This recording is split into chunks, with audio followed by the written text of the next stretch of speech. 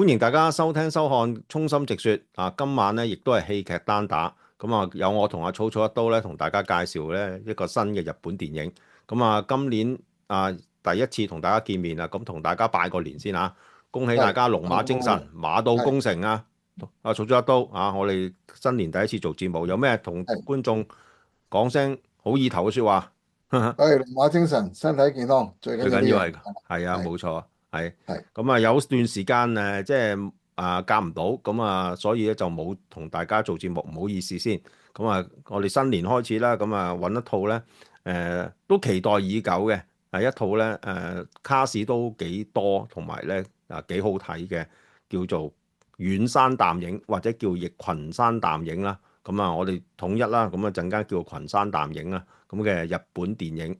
咁呢套電影呢，咁啊，我相信草草一刀之前都同我提過㗎啦。咁啊，我都有留意，所以我哋不約而同呢，好快都睇咗。咁啊，當然我知道草草一刀係因為啲女主角啦。咁啊，我就我就因為呢，其實嗰個作家，因為佢嘅之前嘅作品呢，我都有曾經睇過一套改編啊。咁我陣間會作介紹，咁所以對呢個作家嘅作品有啲期待。咁我哋首先呢，就介紹一下呢套電影嘅背景先。咁啊，做咗一刀，我交俾你先。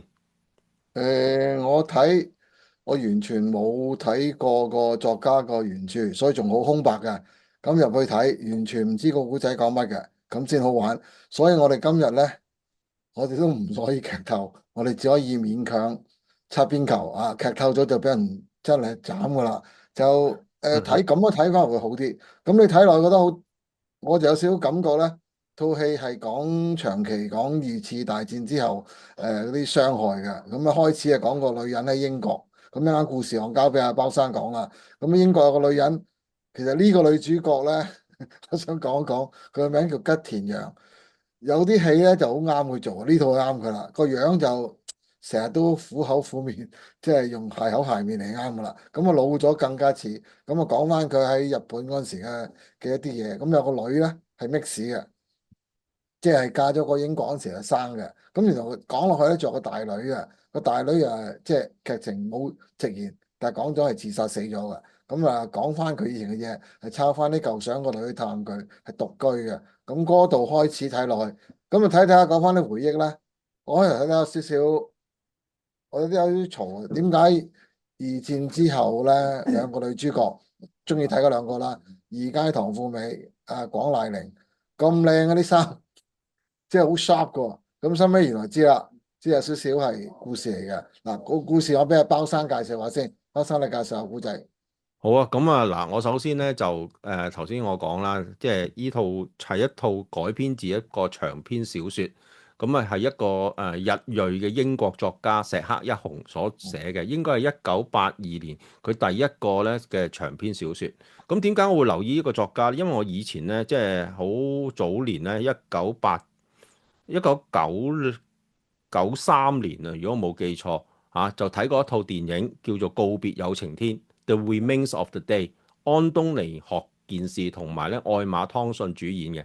當時咧我睇呢套電影咧，我就覺得咧好即係好有味道，同埋咧我唔知道咧原來係一個日裔嘅英國作家所寫，咁原來係佢嘅一篇長篇小説。如果計起上嚟咧，呢個長日將呢個遠山淡影咧，亦都係呢位作家嘅長篇小説，總完成嘅時間咧，仲早過頭先我講呢個The Remains of the Day。咁所以呢套電影再推出嘅時候，所以我就有啲期待啦。咁啊，隔咗成20-30年啦，咁再睇呢個新嘅電影咧，咁啊帶住一啲期望去睇。咁啊頭先咧就你提到咧嗰個故事咧就好簡單嘅啫。咁佢係由一個混血嘅女兒咧叫做 Lika 咁就 Licky 就嘅視點去講，就係講翻佢喺80年代嘅英國，佢同阿媽嘅一段對話。咁因為佢好想了解下阿媽嘅過去同埋點解咧會嚟到英國。咁通過佢嘅媽，即係頭先你講嘅吉田羊嘅回憶咧，就講述翻佢嘅過去，就喺長期喺戰後嘅時代，應該大約係1950年代左右啦。咁係發生嘅事，同埋咧究竟咧佢哋喺當時咧嗰個啲女性啊，同埋嗰個時代咧嘅一啲變遷。嗱咁咧，因為唔可以劇透啊嘛，咁我就唔講到即係件個故事嘅完整啦。咁但係咧，喺個呢個阿媽吉田羊嘅回憶裏邊咧，就講緊佢當時咧係有一個好完美嘅屋企嘅，有個都幾錫佢嘅丈夫啊，有一個老爺啊，咁呢個老爺咧就嚟到屋企三浦住啊，三浦友和飾演嘅。咁啊，後來咧就再遇到一對母女。咁呢對母女咧就係住喺佢附近，咁就由二階堂二階堂。富美飾演嘅佐之子，同埋佢嘅一個類似嘅養女咁樣。咁講緊其實成個故事咧，開頭你睇嘅時候咧，好淡嘅，冇咩事件發生。咁兩個女人嘅相遇就由個後生嘅時代嘅吉田羊就由廣瀨鈴飾演啦。咁就月子咁同埋咧就遇到呢個二階堂富美飾演嘅佐之子。兩個咧其實身份背景唔同嘅女子咧喺度相遇，而發生嘅事咧，咁佢哋之間咧又好似即係唔係好深交，但係亦都係咧一對朋友。咁啊，通過佢哋嘅交往裏邊咧，慢慢展現出咧喺50年代咧長期喺受到二次大戰影響之後，日本嘅社會嘅狀態。咁你睇緊嘅時候咧，你又唔知道究竟係講緊一個友情嘅故事啊，定係一個歷史嘅故事啊，甚至係一個愛情嘅故事咧。咁於是咧，你慢慢睇落去咧，其實你開頭可能會有啲茫然同埋有啲悶嘅。咁但係隨住個劇情嘅發展去到後段嘅時候咧，其實係有一個扭轉，呢個 twist 咧就會令你恍然明白究竟前段嗰個鋪排同埋佢哋兩個人之間嘅關係咧係好微妙嘅。咁嗱，呢度我唔劇透啊。咁啊，因為呢個亦都係即係個原著作者裏邊喺小説裏邊咧，去到後邊咧先揭露，甚至咧有啲曖昧不明嘅，係你要你自己去領會嘅。咁當然電影就拍咗出嚟啦。咁所以咧成個古仔咧，因為係長篇小説啊，要講嘅嘢好多。咁啊，簡單嚟講咧，就係通過呢個一個母親嘅回憶咧，去講述佢後生嘅時代喺長期嘅一段經歷咯。嗯導演係石川慶，但係嗯。都算 OK 嘅啦。但係好似意猶未盡，同埋有啲嘢，譬如話三浦友和嗰橛咧，係可以劇透嘅。三浦友和係一個老一派嘅校長文化人嚟㗎，但係佢係支持即係軍政府嘅，即係右派嘅，佢係軍國大右派嚟主義嘅。係。咁但係你唔可以話佢唔係好人嚟㗎，佢好有教養啊，好有禮貌啊，咁同埋好多人都叫佢校長㗎。咁啊，同埋其實好多人都受過佢教㗎。咁其中一個啊，佢啲學同教嗰啲學生咧，佢翻嚟探新抱遇翻咧，啲學生寫嘅文章咧就激到佢彈起嘅，因為個個嗰陣時已經係覺醒啦，知道軍國主義係呃佢哋嘅，咁就話校長你嗰啲嘢唔係在而家呢代咁啊，佢質疑人哋呢篇論文，做乜你寫啲咁嘅嘢啊？你唔好話我教你出嚟啊，即係咁樣嗰啲老一派，咁呢度咧就扮咗一棍嘅咧，就講啲屬於老一代啲老學究啦。就俾人洗咗腦都唔知，仲喺度講呢啲嘢。咁啊，呢度係反戰就係呢一橛仔咯。但係兩個女人嘅交往咧，覺得好得意啊。咁啊，而家唐富美做得幾好啊，嗰啲眼同埋嘴好似唔知點咁樣啦，好似好不屑咁又，但係身邊好似又冇朋友，好孤獨。同埋加埋佢身邊嗰個女咧，係癲癲得得，好邋遢嘅。所以我成日嘈一樣嘢，點解佢阿媽着得咁靚，個女着得咁肉酸咧？咁呢個係後話啦。咁啊，走嚟走去，咁啊，同埋佢對個女都幾殘忍啊，又打啊，又嗯。又佢個女中意啲貓話。預備佢跟，佢話佢預備嫁個鬼佬啦，去外國啦。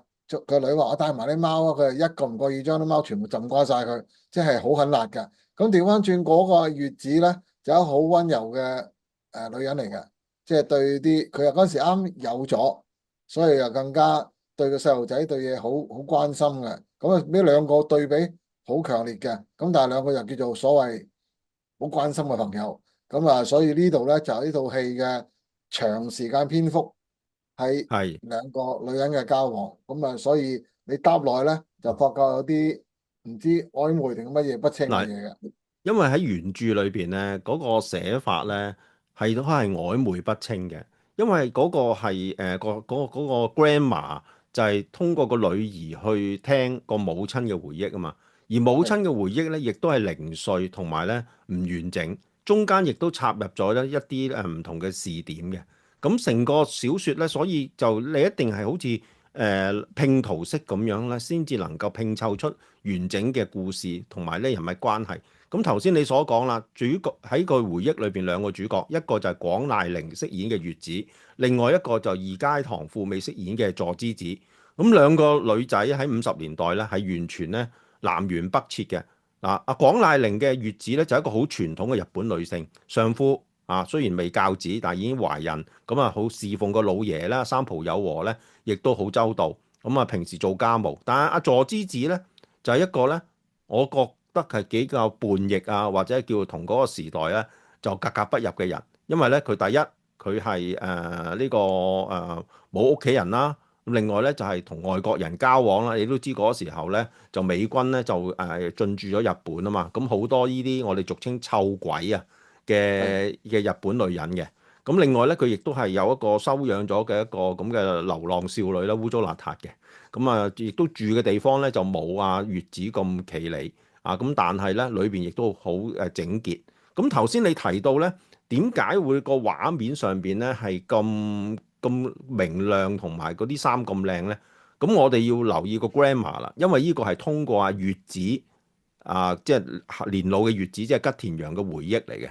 咁呢個如果個文法喺我嘅編劇角度嚟講啊，呢個係一個佢美化咗，我個強調啊，佢美化咗嘅回憶嚟嘅。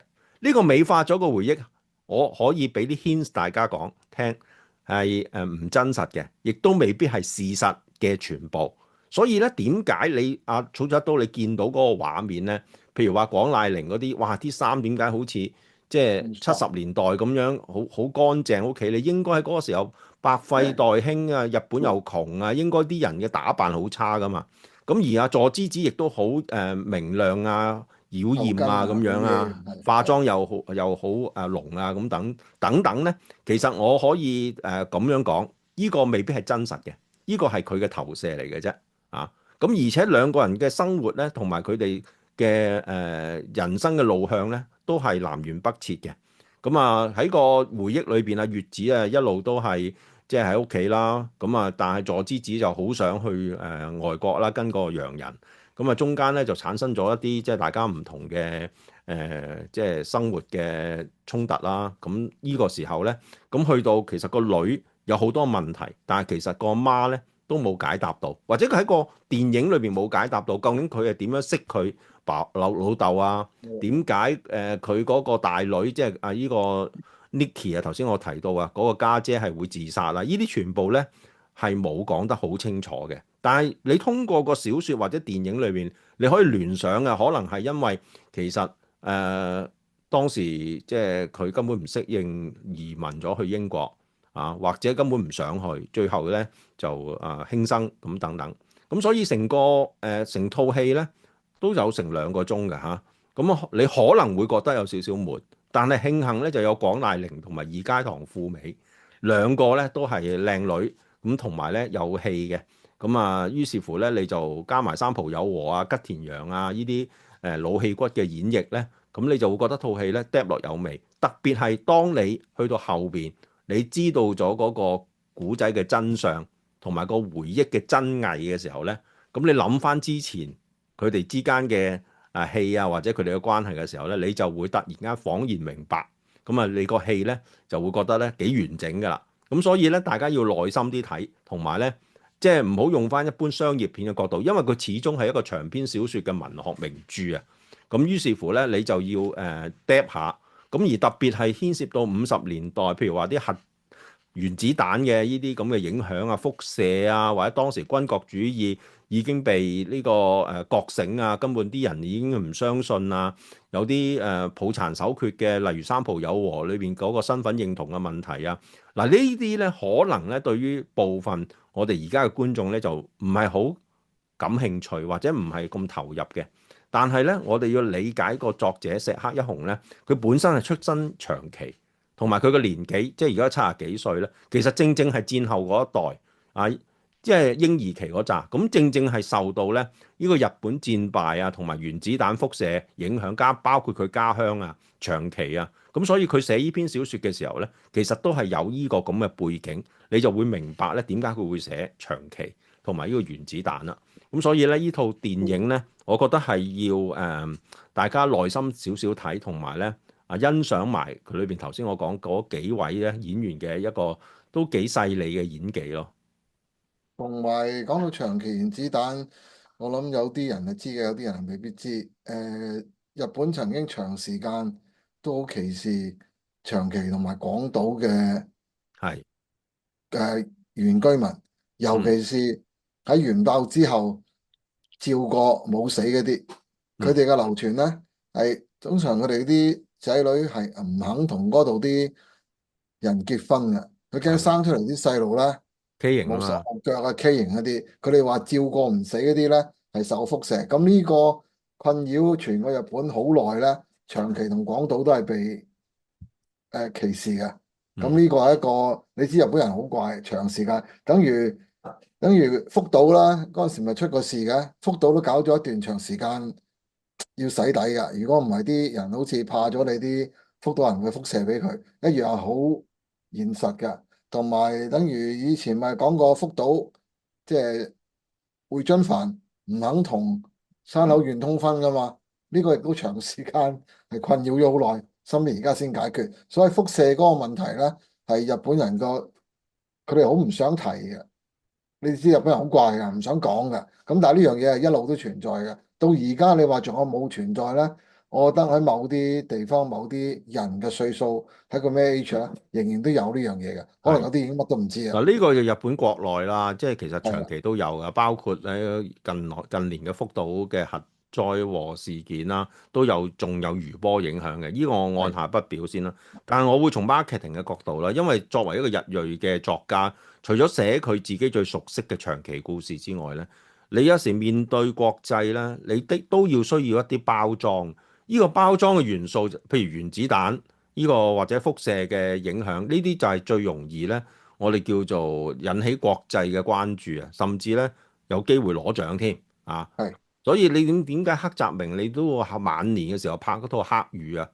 唔係嗰套黑雨，唔係荷里活嗰套啊，即係係8月嗰、個八月嗰套電影啊。狂想曲嗰啲啊，八月狂係啊係想曲嗰啲裏邊嘅其中一個小故事黑雨，咁亦都係一樣，即係嗰啲咧就會俾即係西方國家或者係一啲即係環保啊，或者係比較 liberal 嗰啲思想嗰啲咧，就會攞嚟即係評論啊，或者係去推崇。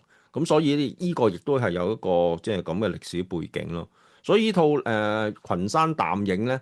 我覺得都有呢個咁嘅元素，特別佢牽涉埋頭先你提到一個老校長三浦友和，佢曾經擁抱嘅軍國主義啊，咁跟住嗰個價值嘅崩潰，咁啊寫埋嗰個少少嘅，我覺得係一種歷史嘅贖罪或者懺悔啦，對於國際嚟講啊，咁所以呢套嘅長篇小説咧，其實係有佢咁嘅日本嘅歷史背景嘅啊。咁啊，至於你話另外一度就係嗰啲戰後嘅女性嘅遭遇啦，即係譬如話，即係喺男人都死晒啦，或者翻到嚟嘅男人裏邊，嗰心理上邊有好多嘅問題啊，包括幸存者嘅嗰啲咁嘅心態啊，又或者其實能唔能夠適應到個社會啊？咁於是佢面對嘅時候，佢咪識好多嘅外國人咯，或者係甚至佢對而家嗰個社會已經失望啦，佢好希望移居去外國。